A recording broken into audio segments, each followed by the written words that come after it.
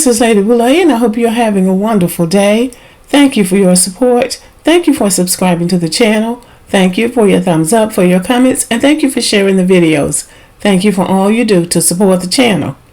Today, I want to talk about why African Americans can't rely on statistics, air quotes.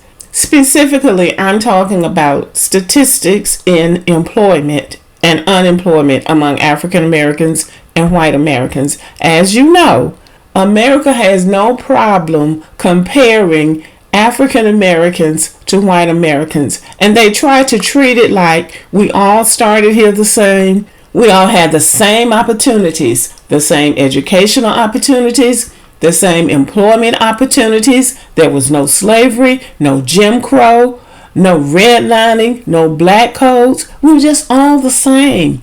But black people just didn't work as hard. We just weren't as smart as they were. And so therefore they deserve to have better chances, to be better employed and better educated than we are. Now you have to take into account whenever black people are involved in statistics, it's not going to be fair and balanced because all of the factors are not going to be brought into that report. If you take a statistics class, at some point that teacher is going to tell you, you can make numbers say whatever you want them to say. So when you know that and you read the statistics, then you can sift through and see what really is true and what really isn't true. How much of it is biased and how much of it is factual. And that way you can take the statistics and use them to your advantage. So here we go with that. I read 2 articles from Internet News today. One from the Washington Post and one from an internet blog called 24/7 Wall Street. One of them was entitled Unemployment and the other one was entitled Employment. So already has a bias attached to it.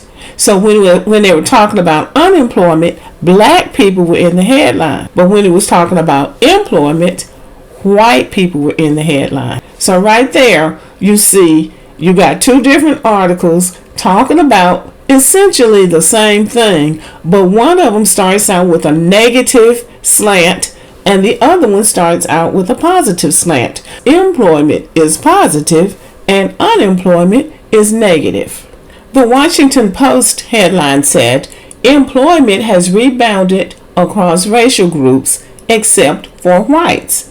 Now, what they're saying is negative. It says that white people's employment hasn't rebounded as the other racial groups, but it said employment. Still a positive connotation given to a negative statistic. But that's how they did it because white people were involved in the headline and they weren't going to give it a negative slant. The headline from 24/7 Wall Street said, Black unemployment 87% higher than white. So right there, they started out black and then they went right on with a negative prefix. Un means not. So unemployment means not employed. Blacks not employed 87% higher than white. Now you would think that that would be a great number. The unemployment rate for white people is 3.1% and the unemployment for black people is 5.8%. That's a 2.7% difference. When you look at the hard numbers, it won't be as great as 87% looks. But whenever they're talking about black people, they like to speak in percentages because that makes it look worse. They didn't give the hard numbers, so I can't tell what the exact difference is. When you take into account all of the things that have been done to keep black people underemployed, making very low wages, or keeping black men incarcerated, making no wages, 2.7% is not bad. And then the article goes on to list reasons why black people are more unemployed than white people. And they state incarceration. So they're counting black men that are in prison as unemployed. Now, we know about the criminal justice system and about the school to prison pipeline that's designed for black men. So they take the very thing that they have designed for black men to keep them out of the competitive job market and use it against black people.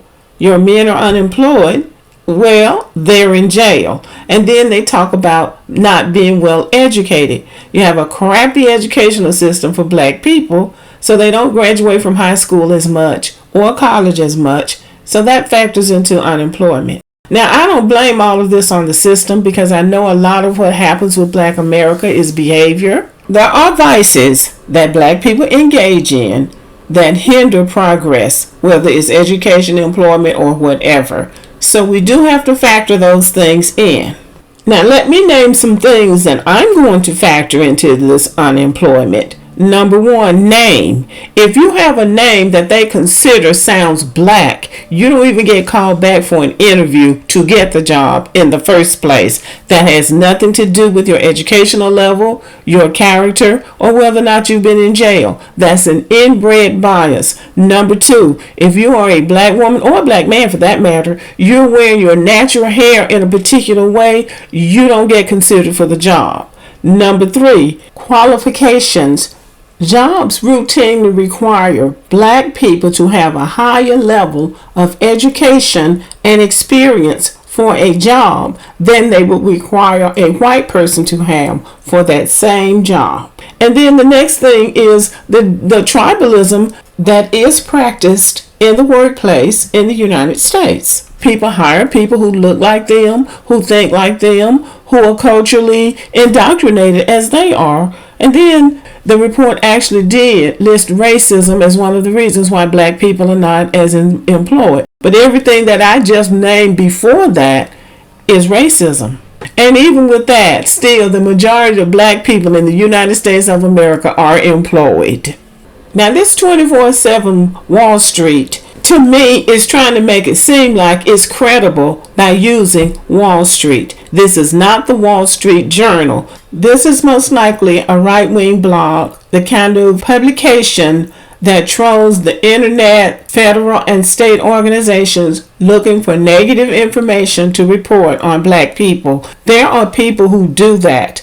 They did get the information from the Bureau of Labor Statistics, which is legitimate, but they skewed the information to paint a negative picture of black unemployment. This is the kind of statistic that black people should absolutely ignore. They like to keep something negative about black people in the spotlight at all times. And for those of us who are not critical thinkers, we have to learn how to be critical thinkers, because these are daggers pointed against us to keep the negative narrative going about us. And this is why these are the kinds of things that influence people who come to the United States, like these African and Caribbean immigrants, these black immigrants who come here. This is the kind of stuff that influences what they think about black people. They come to the United States already knowing everything it is to know about black Americans. And you ask yourself, how is it that these people have all of these stereotypes in their heads? Because they're fed this garbage all the time. Now I'm going to look at the article from the Washington Post because it's more positive, and I'm determined to end this on a positive note. The Washington Post says, by now, the United States has regained all of the jobs lost in the immediate aftermath of the pandemic. In February 2020, the high water mark before the emergence of the coronavirus, there were 152.5 million people working. In August, the first month to pass the February 2020 level, there were 152.8 million employed. In September, the figure topped 153 million for the first time on record. Yet, digging into the numbers, we see that the recovery has not been uniform. White Americans, male and female, are still employed at lower rates than they were before the pandemic emerged. Now it goes on to talk about black people having the slower unemployment, but black people have gained more than before the pandemic. Now we have to point out that a lot of white folks decided they weren't going back to work. If they can't work at home, they ain't gonna work. So that probably accounts for the fact that white people are not as employed now as they were before the pandemic. But we see that the focus is not on black people and what black people aren't doing and why black people aren't working and blah, blah, blah, blah, blah. So you ask yourself, I ask myself, why is it that they don't focus on the number of people in America who are employed? Why is it that they have to put out negative statistics? Why is it that America does not give positive information to its citizens, all of all races, but especially the black people, the ones that beat down? Why? Why is it you would think that they would focus on the positive, but they focus on the negative? And the negative is usually pointed toward black people. Here's a claim that I challenge anybody to argue with. Black people are doing better than we've ever done before, and definitely better than any other black people. These black immigrants will come over here and brag and have the world thinking that they've taken over America. So we really have to start speaking positively about ourselves and our accomplishments too. And we have to tune out a lot of this negative energy that's already thrown towards us. We are the foundation of this American empire, and we should never forget that. This article ends by saying, more Americans are working now than ever before, and for most groups, employment has recovered since the pandemic began. So that includes black people, and black women have actually recovered better than white women. Again, I think it's because white women decided they're not going back to work. Now, it has to be said, these things are done to divide. When they come up with these statistics like this, especially when the focus is on the negative, these things are done to divide Americans, to say this group is better than that group. That's what this is about. And the fact that so many white people have decided that they're not going back to work is very telling. And they give some very practical reasons for why they don't want to go back to a job. The stress of the job, the fact that when they're at home, the continuity of family is smoother. They don't have to hire a babysitter.